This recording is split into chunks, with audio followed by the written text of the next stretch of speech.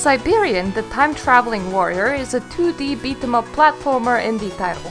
It seems to aim to emulate a more arcade experience and is meant to be completed in one sitting. Positives. It looks and sounds good!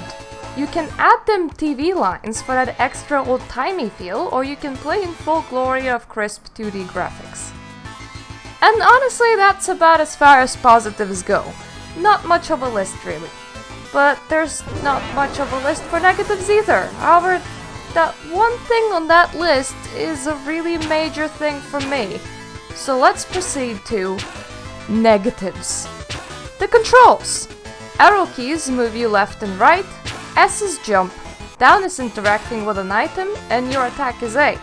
Not unplayable, right? Well, the attack comes as a combo of 3 hits.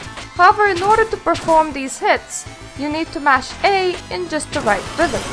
Too often I would either press A too fast or too slow, ending up with this weird animation of a failed hit that would take you out of the fight for a while. Overall, I would recommend this game to people that want to torture themselves at learning how to speedrun. The mechanics are simple enough that you will grasp it eventually and then actually complete it. And the gameplay is very straightforward. There's only one way through a level.